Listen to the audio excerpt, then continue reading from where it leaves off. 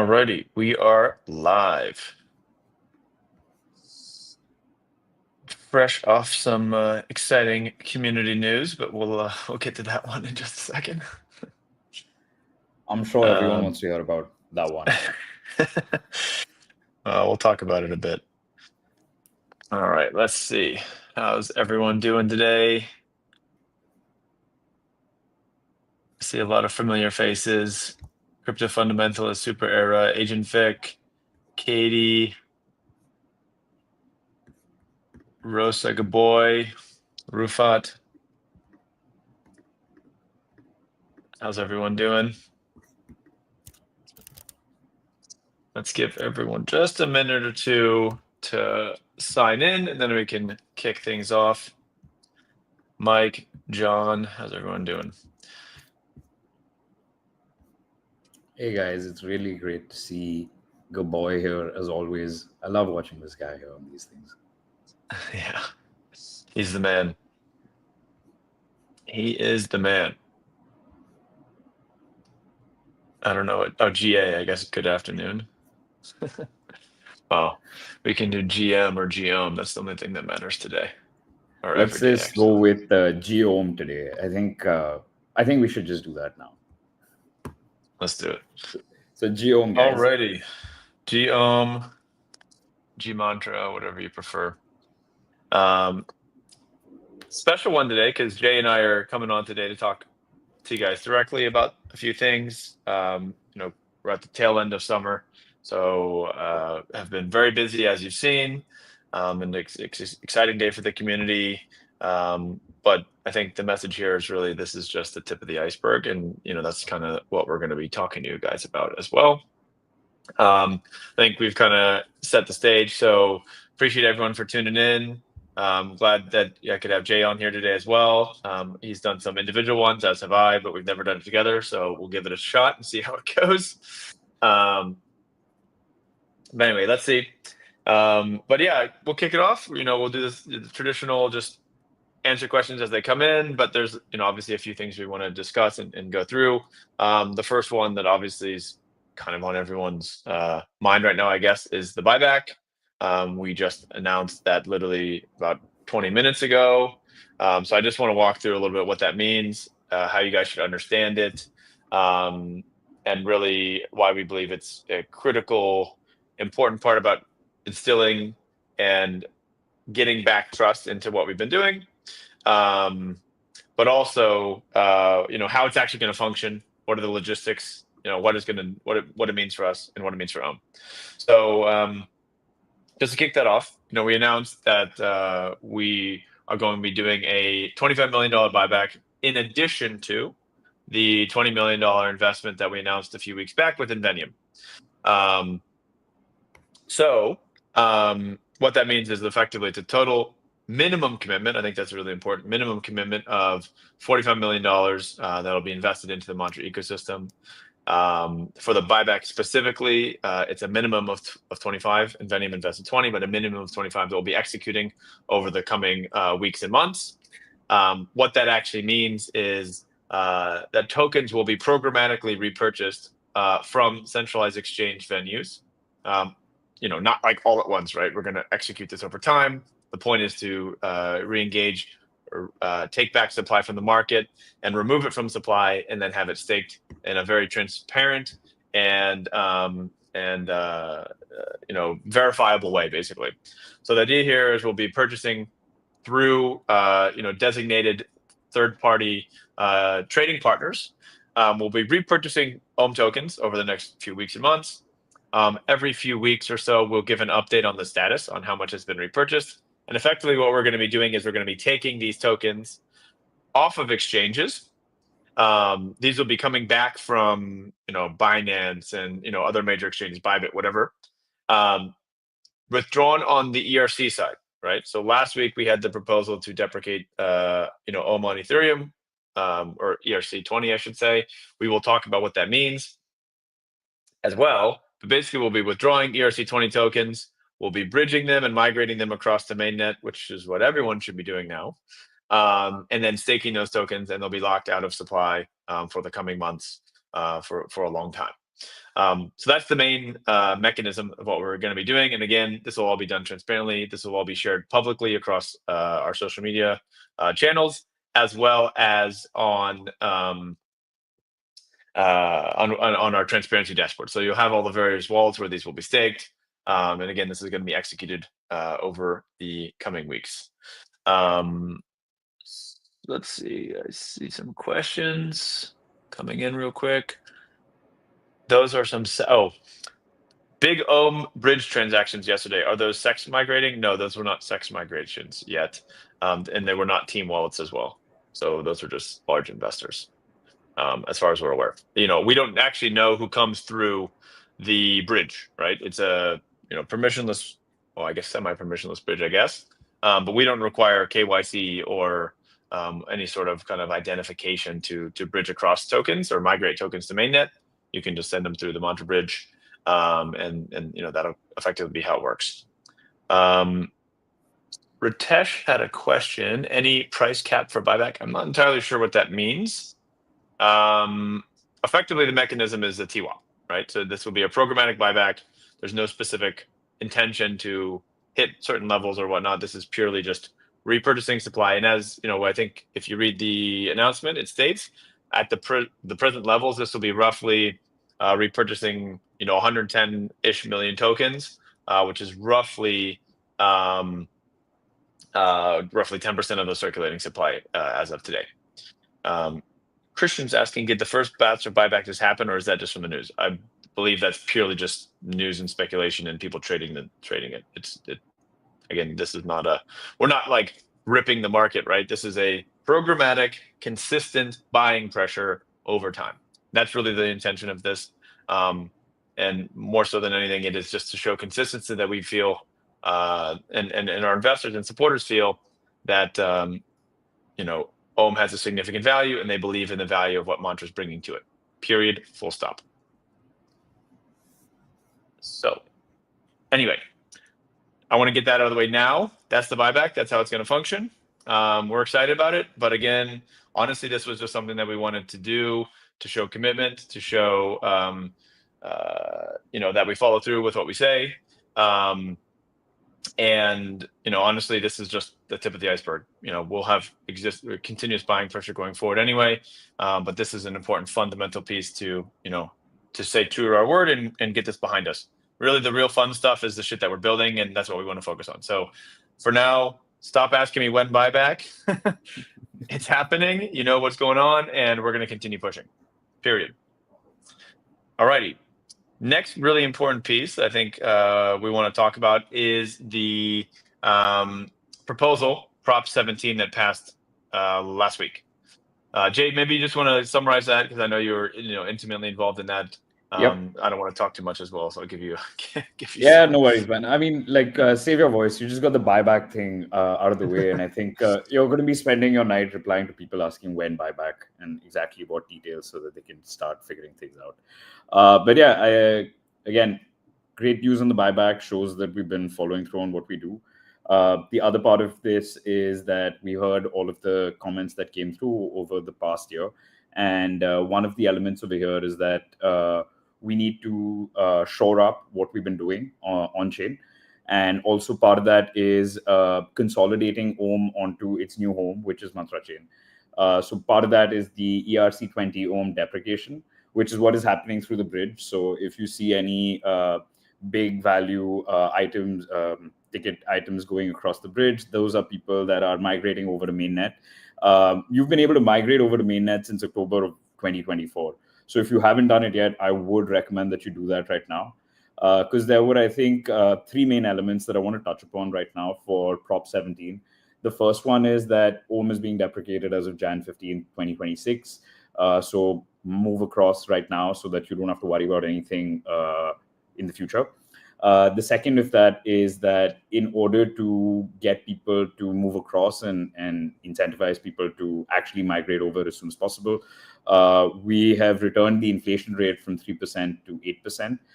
For those of you that have been following us for our entirety of existence, would have known that when we launched Mantra Chain in October last year, it was at 8% inflation. given the market realities that we face. So we've returned it to that. And that is to incentivize all of the people migrating over. And that brings me to the third point, that this is not an unending inflationary supply.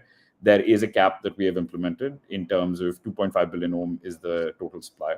I had a few questions that came up on Twitter over the past week.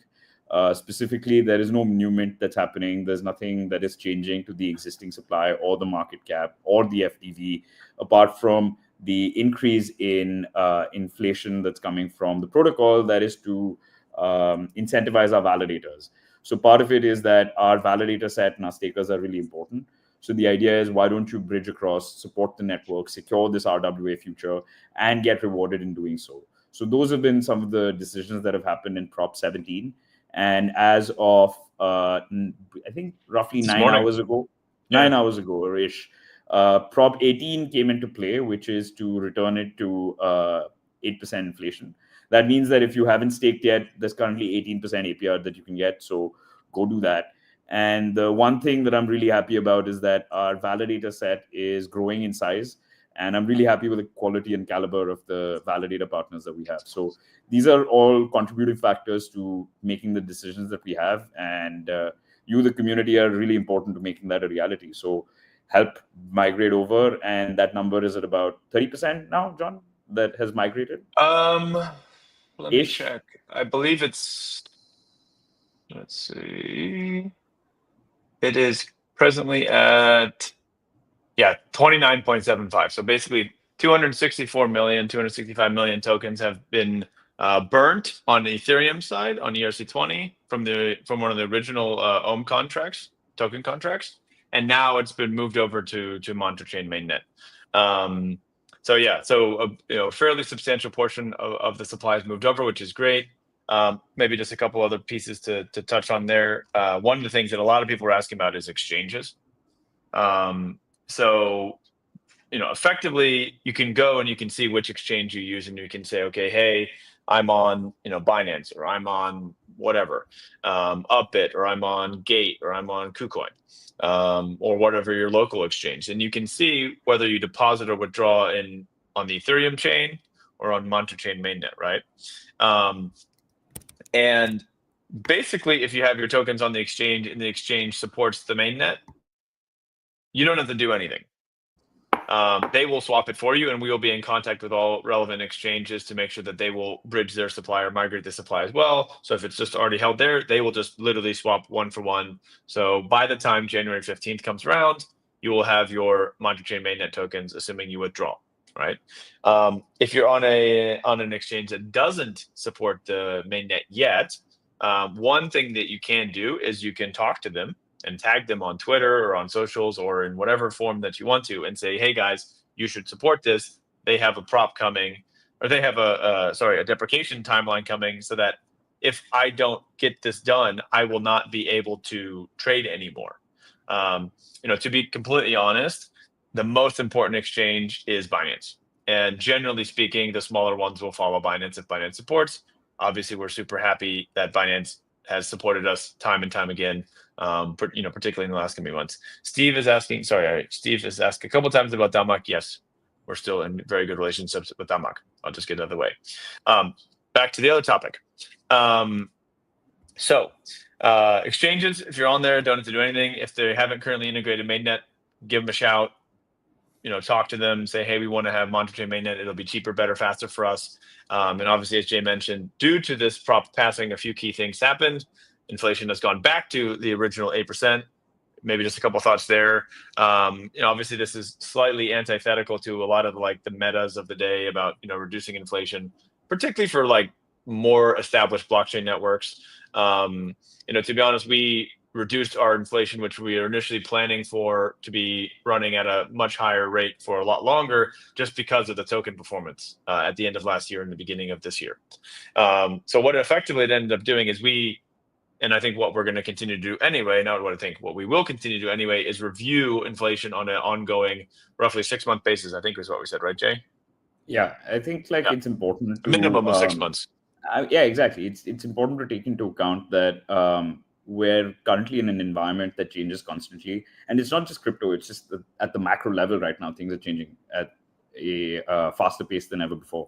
So the idea to think that we can predict the future many years ahead and be able to stick to every single thing that we have in mind is a fallacy that I don't want us to get involved in. And that's why, I think the next review that's going to happen is once we get Jan 15th, the deprecation out of the way. Yeah. There will be a review over here of what the inflation rate is like, what the market conditions are like, what's the environment at a macro level. And the idea is to ensure that at all points in time, the network is secured with our validator partners, the stakers are rewarded appropriately, and we're able to build upon this base that we've created for this RWA ecosystem that's building out. So these are some critical factors, and we will continuously review it. So it's not a forever thing. It's a thing that takes into account the realities that we exist in. Yeah, and again, when we're with the changing landscape that we're in, with changing economic realities, with changing partnership realities, with changing developments and product realities, obviously we had to adjust, and we believe in the way that we budgeted and modeled and created things that any additional inflation will be offset in the future through value accrual mechanisms that will be derived through this prudent use and budgeting of these assets. And obviously it starts with getting Ohm across to its home, which is multi-chain mainnet, and this is the incentive to do so. So obviously as stake comes across, that rate goes down, right? That staking rate goes down. So we expect that there'll be significant migration of Ohm in the coming months, particularly as there's more and more things to do on multi-chain.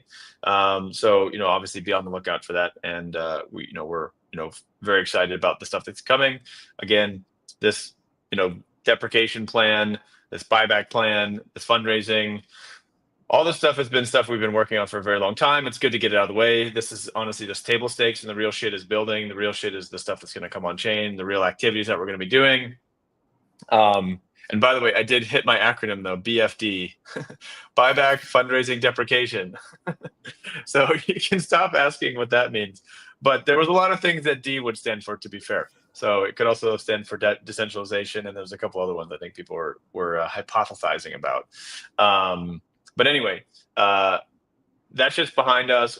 We're excited to get it out. It's symbolically, September 1st is Labor Day, and for us that's a Monday here in Hong Kong. It's not a holiday, but the summer is behind us. Like I said in my tweet, we've done all these different things. We did a lot of shit. We went through a lot of hard times together as a community and as a team. But it's fully on looking forward now. We have a clear deadline for January 15th, and from here on out, it's just it's just go time. So we're excited, and we appreciate everyone for sticking through the summer with us. We've been hard at work, but the real stuff is just coming. The execution is ahead. Matt L. So sorry, he's saying congrats on the buyback announcement. Appreciate that. What more can you share on this? I think you may have tuned in just a little bit late. We spent the first couple minutes talking about that. So maybe just rewatch the first part of the Community Connect if you can. Sorry about that. And Rafat, I appreciate you keep asking about Coinbase, but we will not comment on when Coinbase listings. And if you could please stop spamming the questions, that would be great. Thank you, though. And yeah, no signal. Usually winter is harder. Are you ready? Absolutely. Yes. Was born ready at this point in time. Yeah. Actually, when John was listing out the dates about September 1st is Labor Day, I had a little bit of a throwback. We just had 5 years that we finished at Mantra, celebrating Ohm on chain. But actually, I met John September 1st about 5 years ago, and that's when we were let's get some shit done. That was a winter to remember. So I would say if that has anything to do with it, I can't wait to see how the next few months go in this year. So yeah, anyway, that was a little bit of a throwback for myself right there. Yeah, that's amazing. I didn't know that. That's cool. I love that. So let's see what else. Okay. So Crypto Fundamentals is asking, which he's asked a lot of times about, and I appreciate this point because I keep saying we're going to get it to him. Any roadmap for value accrual? And he's asking for a little bit more of a timeline. So obviously we've got these key big things out of the way, right? The next really important milestone that I want to talk about is EVM mainnet launch. And just for everyone's awareness, like, why is this so important? After the incident and everything that went down, we had already been working on an EVM multi-VM chain. We actually literally launched Ohmstead, which was the EVM testnet, the first EVM testnet. I think the week everything went crazy. But after that, we had to reassess the situation. We had to reassess the reality, and we effectively told everyone who was building the ecosystem, honestly, just wait. Like, put it on pause. Let's build toward EVM. We've made a number of different product and design and technical decisions to say, hey, focus on this. So, I already said that we're going to be launching EVM September. I'll be a little bit more specific. We're going to be launching in the middle of September.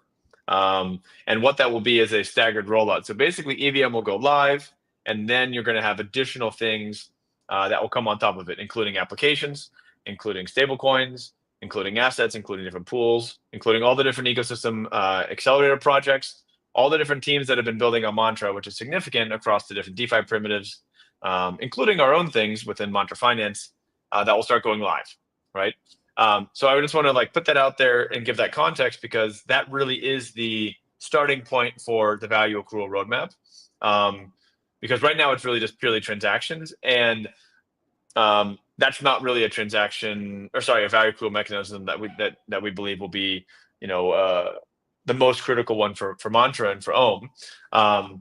But there's other pieces that will have to go around that are basically a dependency based off of this EVM launch, right?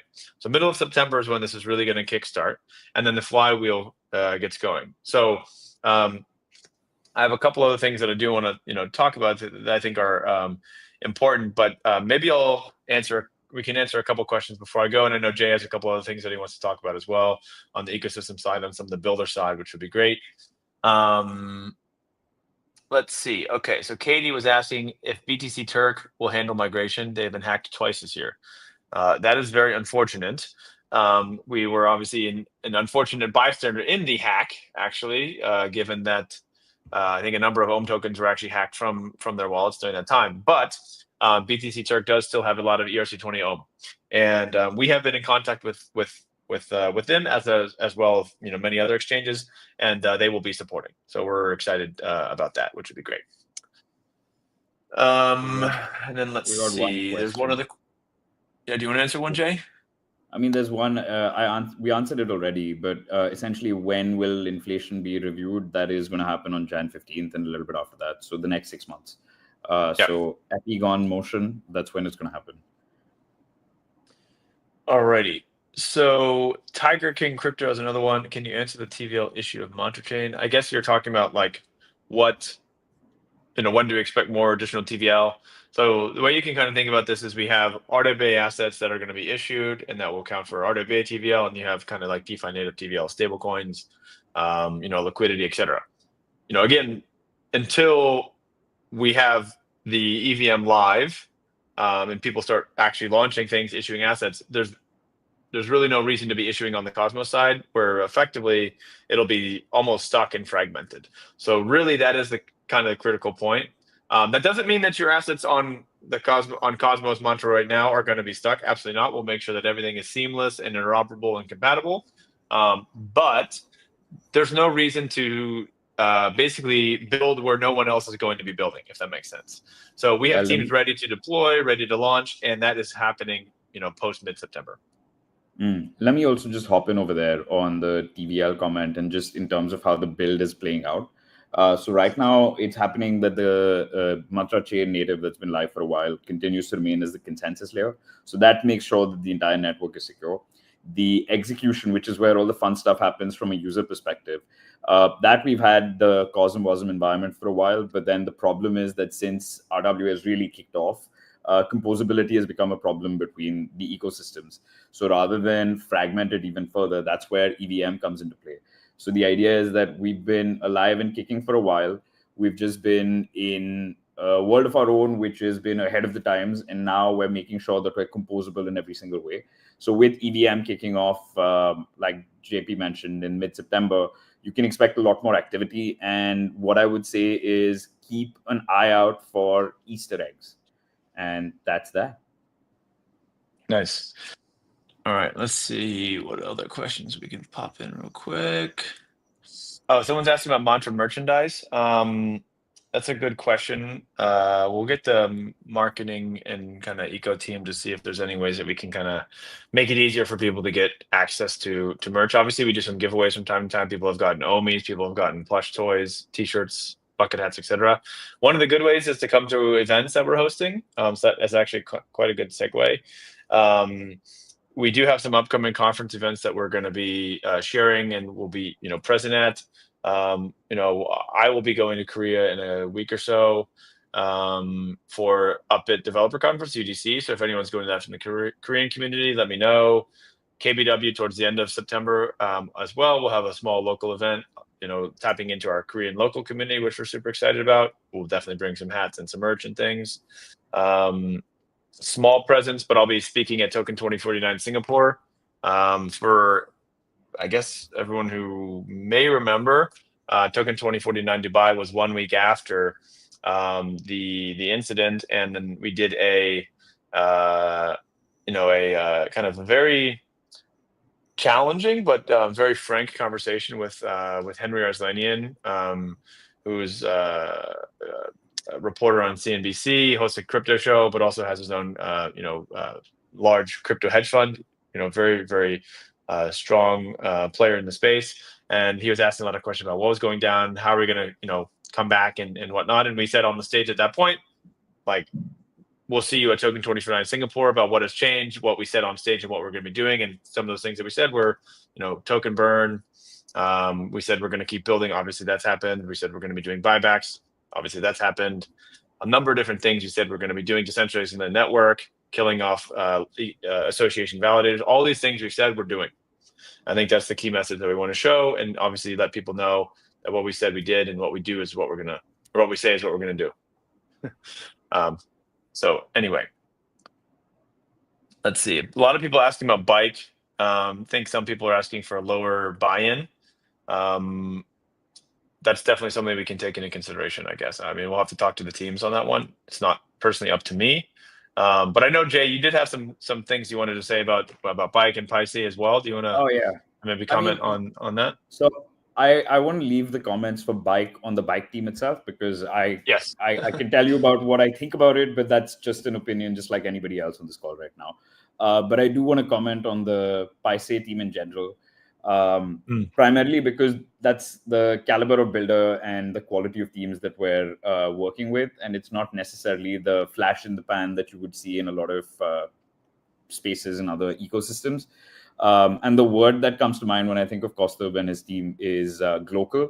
So it's GLOCAL, which is a local team building for a global audience. So I think the team is like pretty representative of that, where it's an Indian talent building in Dubai under regulatory clarity that's available there, accessing capital markets in the US. I mean, isn't that what crypto is all about? So I think the reason I wanted to bring it up specifically over here for this call is that these are the kind of teams that we're working with. And one of the things, and going back to the TVL question, is that what's happening over there? A lot of the projects that we're working with right now in a previous iteration, maybe 20 years ago, would have been plain fintech. But in today's age, they are crypto adjacent, and now they're building natively in Web3. So this is a shout out and call out to anybody out there that has ideas, wants to do things by the book, and wants to do it right. We're available and open to have those conversations. And that brings me to the next thing that I wanted to touch upon over here, which is that with EVM going live in the near future, the first thing that we're going to be looking towards, and this is something I'm personally looking at as well, is that while we're working towards the applications and the TVL and all of the dApps coming on board, the first thing that I would feel very comfortable with, and so would our engineering team, is to start having more developers testing out everything that's happening. And part of it is that once we go live, we'll be working on all the integrations, all the exchange partnerships, so all of the other good stuff over there. But the idea is that this is where we start building, and the barrier to builders is much lower as of mid-September. So that's what we're unlocking over here, and that unlock is pretty huge. It may not show up immediately the day that it goes live, but it does lay down the foundation, because like Paise, which started in April of 2024 and is now coming to life, we're playing the long game, and what we say is what we do. And that's some of the stuff that I want to share with you guys here. Nice. Absolutely agreed. A lot of questions coming in around NFTs and bike and whatnot. Some people have given some good responses saying that, bike team has an NFT that gives USDC rewards already. They did the first, RWA, yield bearing NFT, which is pretty cool. But one thing that's important is there are multiple different projects that are, local or part of the Mantra community, bike being one of them. Also, obviously, the Omis. We definitely have not forgotten you guys. For sure not. Omi's validator back in the active set, LFG. We're excited about that. But also Loki, which is a testnet project on Mantra Dukong EVM that DeFi Sushi's been piloting and working on, which has been awesome, well received. She vibe coded that shit all by herself, which was amazing, and is doing an amazing job. I know some of you have gotten that. That will be another one that's going to be pretty cool, and the community should be excited about. But basically, one of the things that we noticed was an issue, being just in general within Cosmos was even when we had Mantra specific NFTs or cultural related assets proliferating throughout the space, the issue was really it never actually occurred on Mantra. It never occurred on our chain, and there was no I think we had tons and tons of IBC bridging over to Stargaze, and shout out to Stargaze. They've been OGs in Cosmos for a long time, but with everything that's going down over there and with Cosmos in general, we are basically going to have our own Mantra chain native NFT, or there's a Mantra chain native or an NFT platform that will host all these different assets, including Omis, including Loki, including Bike and others. So basically, you'll be able to interact straight on Mantra through its own NFT platform, which we're super excited about. So that'll be pretty exciting, and that'll be coming again post EVM launch. That's just one little tidbit that you guys should be excited about. Show us real Loki. I'll have to bring Loki on the next. I don't think he'll be too happy to pull him up here, but I'll bring him onto the next. When we go live with Loki, I'll bring Loki on a live stream. That's my boy. Let's see what else. So yeah, I think covered the real main points. I think one thing that I do want to touch on as well, which I've kind of highlighted a little bit, is and both previously and a little bit on today's fall is our stablecoin, our yield bearing stablecoin that we're going to be launching that we're super excited about. Yes, Katie, I promise. Loki will come on soon. But effectively, we believe that this yield-bearing stablecoin can be a very solid quote asset for the ecosystem. So paired with different assets on DEXs, on exchanges, against RWAs, will hold value. But at the same time, also can be exciting from a yield-bearing perspective, and also will accrue value back to Ohm. So the way that we're kind of thinking about this currently is that there's, again, some sort of yield-bearing asset which will both deliver value back to the holders in terms of dollars. It will also deliver back value to the application or protocol builder, and then it will deliver value back to Mantra. But Mantra will be buying Ohm back with that, in addition to our, programmatic buyback they're doing now. So this would be an additional revenue source for the chain that will be programmatically buying back Ohm. So you can imagine if we have, hundreds of millions, when we have hundreds of millions and billions of dollars of assets all paired with Mantra USD, this yield that it's going to be generating will be able to programmatically buy back Ohm constantly as one, simple source of value accrual for the ecosystem. So a little bit of a tidbit in there.